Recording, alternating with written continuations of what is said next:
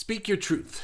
That's the name of the topic today. Speak your truth. I have a feeling it's going to be the topic for a number of days. I feel like there's a lot to say about this, and I think that that's something that a lot of us can really work on is speaking our truth. We have I don't know if you feel this way, but I feel as though I've been repressing things that I want to say in the world, and not just say, but like things the way that I want things to be, and I want to be involved some way. That's a better way to say it. I want to be involved some way, and I haven't really been allowing myself to be involved because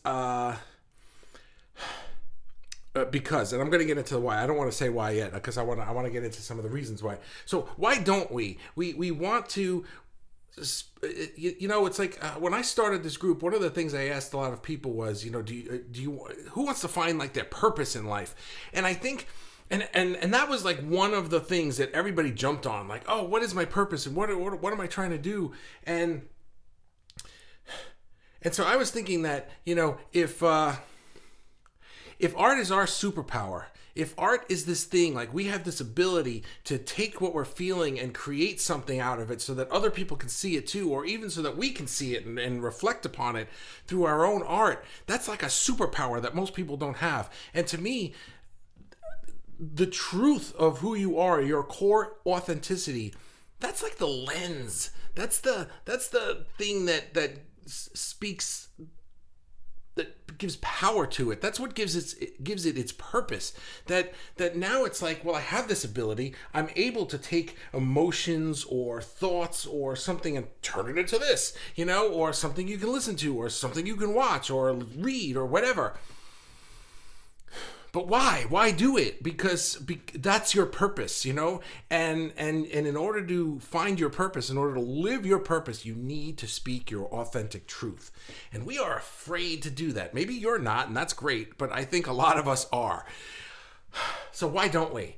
And one thing is that I think we're hesitant to do it. We don't want to offend people. We don't want to rock the boat. What's my father going to think? Or what's my teacher from high school going to think? Or my high school friends, right? I mean, I don't know how old you are, but maybe you have other people on Facebook, right? And I'm using Facebook because it's kind of a microcosm of the world. But it's like, what are people going to think of me if I start saying things that I believe about bigger things? It's one thing to put pictures of my kids or talk about what I really believe in this group because it's private, but what are people going to think if I start really creating an entire business or an entire life where I am publicly espousing these things that I believe in? I might lose people, right? We're afraid of getting people mad at us or losing them or losing our audience or losing friends or losing family members or whatever, And the other thing is that I don't know if you've ever said anything, especially on Facebook or social media, where you expressed an opinion, but and immediately just got, oh, well, what about blah, blah, blah, blah, right? And you get those people who just are so smart and they have all these facts and they're just coming right back at you with this stuff, and you're just like, I don't even know how to argue with this. And then I realized that I don't want to argue.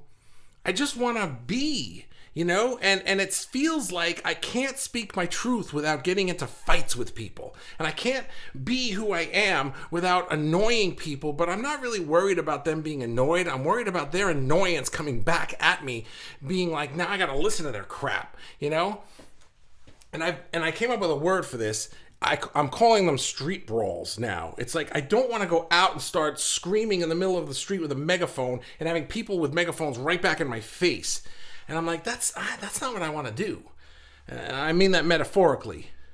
Also, literally, I don't want to go out in the street with megaphones and have people screaming at me, but that's neither here nor there. So what do we do with that? Well, one thing is you can do it anyway. You can ignore the street brawlers. You can lose people in your audience. Who cares if so-and-so that you went to grammar school with doesn't like you anymore because you believe this and they believe that, or you feel strongly about this, or you're working towards this thing. And politics seems like an obvious thing that I'm talking about here. I mean, we just had the election. It's very, right? But you can apply this really to anything. And so I'm trying to keep it general because your thing may not be my thing right now, and that's okay. I'm trying to make this how do we move forward in our lives, speaking our truth about whatever your truth is, without these worries. So just on a thing about losing the people, is the general rule is if you're stop worrying about who you're going to lose. If you are speaking your truth, you're going to gain the right people. They're going to find you. They're going to gather around you. And so you can create that ecosystem where now you're just surrounded by the right people who actually want to hear your message. Case in point, this, right? I just created a Facebook group and said, hey, here I am. This is what I believe. Blah, blah, blah. I'm going live every day and just whatever. And you guys show up, and the people who aren't into it, go away. There's my dog, right? Everybody take a shot. Well, she didn't drink. She didn't bark. Anyway, she's loud. I forgot to lock her in the room. Anyway, but like I said, I don't want to get into street brawls with people. I don't want to be on Facebook arguing with people about things. So what I'm going to do is go bigger. And I'm realizing that the things that I really care about, that I have been hesitant to talk about, are the large social issues of our day. Even with my show, Planet Bonehead, it was like I was teaching kids about the environment and teaching them about climate change and teaching them about that stuff. And it should be obvious by now where I kind of land on the political spectrum. And I'm not trying to argue with you or talk you into believing what I believe, but I have things that are important to me, and I want to create art that talks about it.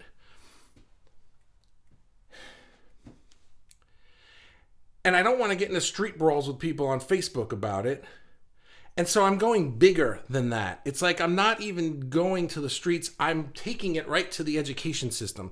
I'm creating art that is used in schools. And I'm going to start talking about the topics that I really want to talk about, because what I want to do is teach people how to think creatively and how to think critically. Because when I see these street brawls going on, these people bickering and the whataboutisms and all of that stuff in social media, what I'm seeing is people not thinking. I'm seeing them reading an opinion piece or watching a television channel and ingesting this stuff and just agreeing and then arguing and bickering with things that they know nothing about.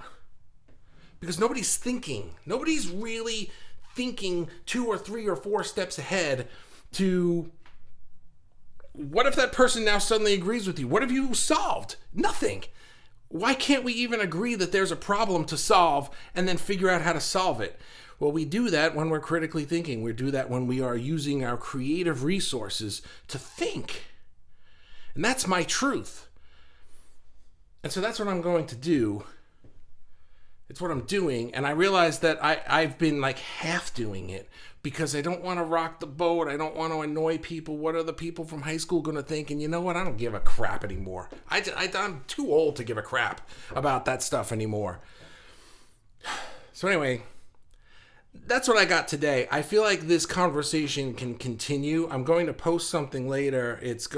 I've already written it, but it's going to go live in the group in about an hour or so, asking about this, saying, I feel like this is a bigger topic than One Daily Fuel. What would you like to know? I have a feeling people have some things to say about this because I'm seeing essays in the comments today. So let's gear up for these comments, shall we? Hello. Boy, all right, Kristen's here, Amy's here, add to broadcast. Why does it say that? Okay, Marsha. Hey, Marsha, how you doing? Great day. Everybody's still saying hi. Stephanie's here. Hi, Stephanie, how you doing? Ray is here. Damn, I missed the hand rubbing. No, you didn't. I'll do it again for you. Don't worry about that. Kelly says, first step for me was removing or deleting every person that I thought I had to fight to be heard with. Yeah. There's always going to be people that are going to fight with you. I have a few Facebook friends that are so smart that they can just manipulate the conversation and facts to anything that they believe. And it's like, well, I'm not an expert in everything that happened in 1994. So what the heck? I can't even argue with this. And then I'm realizing I don't even want to argue with you. Stop. Go away. I'm going to just jump over you and go right to the bigger thing and just teach people how to think. That's what I want to do. Amy says, everyone will always think what they think of you as we think about other people. That's true. May as well do everything we want to and enjoy what time we have. Yeah, you know what? Thank you. Absolutely. Mikey says, I find I can say a lot more truth in my music than I can in everyday conversations. This is a good point, Mikey. The message can be all wrapped up in a nice package and it's more palatable and no interruptions. That is a fantastic point. That's really a fantastic point. I gotta tell you, the lyrics that I write to my songs are pretty on point. But two things about what I'm doing with my music is that I'm not doing enough of it, and it's not the vehicle that I'm choosing to get my thing out. But man, did you nail that on the head. Because as artists, this is why another reason why art is the secret weapon. We don't have to go on Facebook and say, I think that the blah, blah, blah, blah. We don't have to do that. That's what regular people have to do to get their point across. We can write a song, a poem, a story, or if you don't write, you can. I did Norman Rockwell was awesome the other day, right? Norman Rockwell made all these paintings about his vision of the perfect America, and he's like revered by people of all political bents. Nobody's going like, oh, I don't believe in that freedom. No, nobody says that because he's like, this is what I believe and I'm expressing it this way. So we have the ability to do that and then put it out there and create that sort of the atmosphere. Oh, Mikey, that's such a great point. Thanks. Appreciate that. Kelly says, caterpillars don't understand butterfly language. God, that's so good. I've never heard that before. Did you just make that up, or am I behind the game here? Oh, that's a good one. Yeah. Hours for Coles to express ourselves because we had messages to share in a beautiful way that the people who were meant to hear those messages. Oh, yeah. I'm like that has to be a time. Our souls. I don't know how to read this. Okay, but I'm getting the gist of it. To share in a beautiful way that people who were meant to hear those messages will receive them. Yeah, okay. So I think what you're saying is that through our art, through the way we express things, we're speaking soul to soul as artists, right? Aren't we? That's why I called this the spiritual artist. I don't think that we're artists who are necessarily more spiritual than other artists. I think artists in general are spiritual because even if you don't know it, because you're speaking a soul language that way. When I think what most people are trying to do is have arguments articulating it in language, and words have different meanings to different people, and facts have different meanings to different people, but emotions don't. And we know how to speak in the language of emotion through our art. And that just hits the nail on the head. And there's really no arguing with that. There's no, nobody can look at a statue or a painting or watch a play or hear a song and feel the emotion and argue about, well, in 1996 they did this. No, that doesn't matter. That's completely irrelevant. Doesn't matter. This is dumb people, by the way, right? I just do this because I just imagine them doing this when they're typing because I just scratch my head. I'm like, yeah, what are you even talking about? God, I love doing these. Okay, Ray says, love the passion in your eyes. Thank you. Appreciate that. You can see it, right? Here's the other thing is that I just decided Daily Fuel is just going to be like, this is what I have to say. Who wants to hear it? Who wants to say it with me? And once I started doing that, you guys just show up in droves. So look at this, 11, 10 people live. There's 500 people in this group. I had to get my old group to like 1,700 people in the group just to get 6 or 7 people on my lives every day. I was kind of doing this, but I was really holding it back, I'm not holding anything back anymore. I have learned, says Marsha, says, I've learned without honesty, there is no communication, whether it's with family, friends, or Facebook. If you can't take my honesty, those people will be weeded out. I don't argue, makes for a calmer, more productive life. I use honest communication with family, Facebook, and in business. And business, I'm glad you said that because I am Facebook friends with clients and stuff like that. But my business is changing so much. But I can remember in the past, I would hold back on things because I'm like, what if that client sees that? And then they won't hire me to do that thing. And I'm just like, I just can't live like that anymore. I can't be second guessing everything that I'm doing because that guy might not want to say something good to that guy who was going to hire me. And so I don't care anymore. The right people will show up. That's a good point, Marsha. Thank you. Mikey says practical thinking is a lost art. It really is, right? I don't see the critical thinking. I don't see the creative thinking. I think I always kind of felt that I had a leg up on things because I went to engineering school before I went to graphic design school. And I've been an artist my whole life. I've been drawing and music through high school and, usually on my own. But going to engineering school taught me how to think like an engineer. And then I applied engineering thinking to my art and graphic design and my thinking like an artist. So I have this analytical, creative, right, left brain thing, right? And I can't help it. It's just the way I approach everything. And I want to teach people how to do that. I know not everybody can do it, but I want to at least introduce them to the idea of, for crying out loud, think before you speak. And yeah, you got it. Ray, life is too short. We're too old and you're too good looking. I got a new shirt today. Thank you. By the way, this is a new shirt. So as you see, the sleeves are all the way down because this is probably the one and only time I'll be able to wear the sleeves like this. I don't know what it is, but I can, anytime I get a shirt, as soon as it gets washed 1 or 2 times, the sleeves get like this. I'm really tall. I'm like 6'3", and I have long arms and long legs, and I don't own a single shirt where the sleeves come all the way down. It doesn't matter how I wash them. Don't tell me do it on cold. Doesn't matter. Just every sleeve, they just go like that. That's why I'm always rolling up my sleeves. Brian, hey Bobby, hey man, how you doing? That's my brother. Good to see you. Kirsten, I don't like confrontation, but when I am faced with it, I look at it as an opportunity for forgiveness. It's an opportunity to rise above, let go, and move your vision above the scoffers. That's great. That's absolutely wonderful. I don't really like confrontation either. I don't know if this is a defect or a feature of mine, but I have this ability to just turn people off. Just, you're done. And it takes a lot. You really, really, really have to push me hard for me to do that. But once you do, and you're out. It's very easy for me. So I don't argue with people because I don't want to give people the opportunity to get there, because I'm not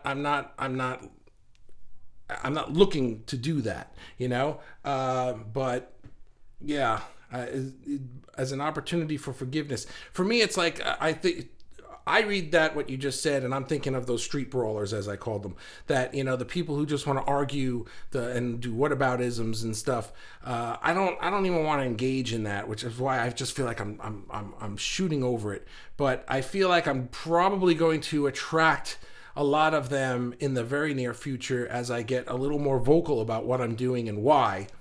And I'll probably just be weeding out. But to me, those are just like people in the audience that I don't care. The correct people will be in my audience. I can weed out the ones I don't need. And so can you, by the way. Amy, what an awesome mission. Art should be the first subject for all kids. I have never understood cutting art. Never, not ever. It's just, I'm not saying you should cut math, But nobody would ever do that because people think like, oh, school should be math and, reading and writing and arithmetic, right? But how about an art? And because art teaches thinking. Here, thank you. Math and reading, those are like, oh, darn it, I just had it in my head and it just went right out of my head. I had a thing that I came up with this morning to say this. I remember. Those are like the building blocks of stuff.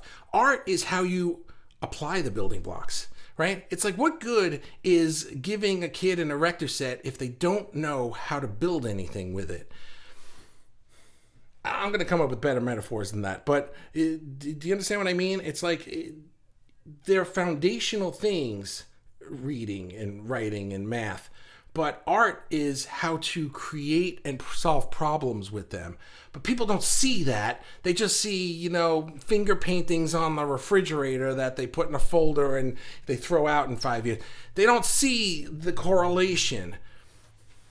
I want them to see the correlation, and that's what I'm trying to do with my shows. A lot of what's said in this group we already feel because our hearts are connected. By the way, every time I see one of you guys write heart like that, I go like, wow. Like, I just came up with that on a whim one day, and like, here it goes.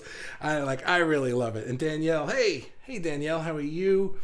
Giant, I'm tall. And my brother is actually taller than me. I think he's like a half an inch taller than me. I don't know how that happened.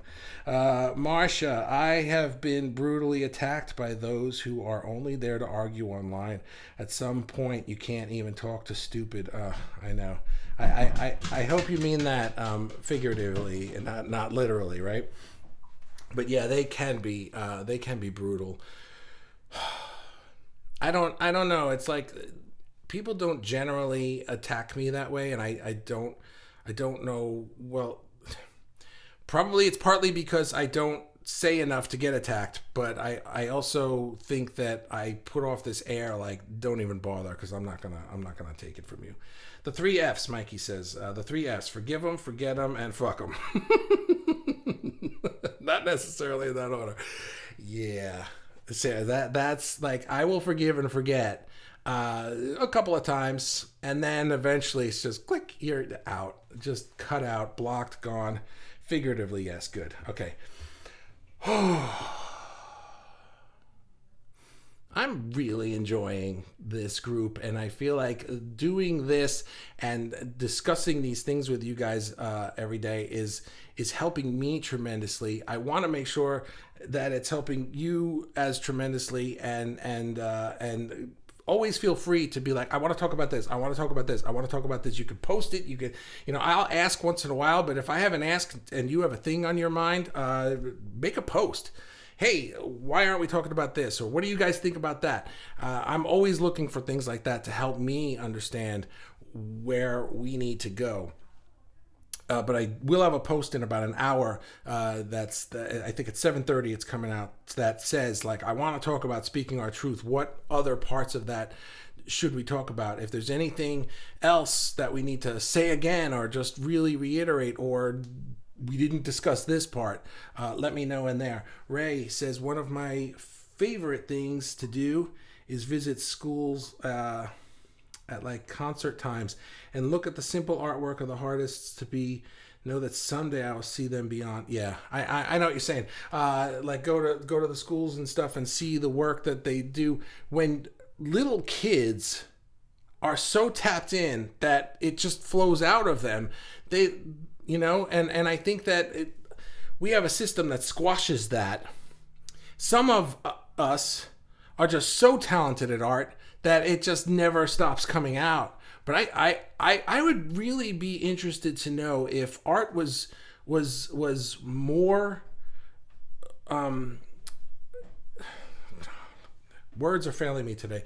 If we really pushed art more and encouraged creativity more, I'm wondering if there are more people that would end up being artistic as they got older. I'm sure not everybody, but it's like some people, they just think about drawing and it's like, oh, I can't draw a straight line with a ruler, so I'm not an artist. But it's like, there are plenty of people in this group who can't draw, or don't draw well, or don't draw as well as that guy, or something like that.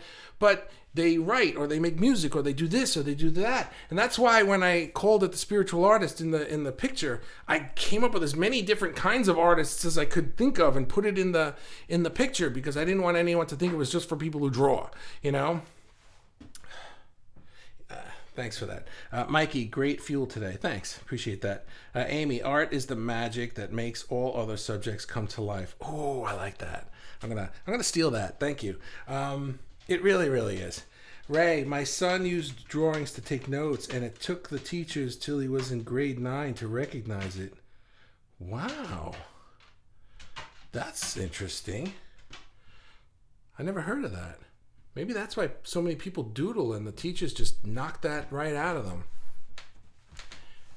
There's nothing sinister in that. It's just that that's not how we think, because generation after generation, we don't think to use art as the magic that makes other subjects come to life. I really like that. Thanks, guys. All right. I'm going to leave before another comment comes in and I have to read it. I will... Yep. All right, so Ray, you get the booby prize today. I will see you guys tomorrow. Thanks so much for everything, and I really appreciate you. Thank you. Bye.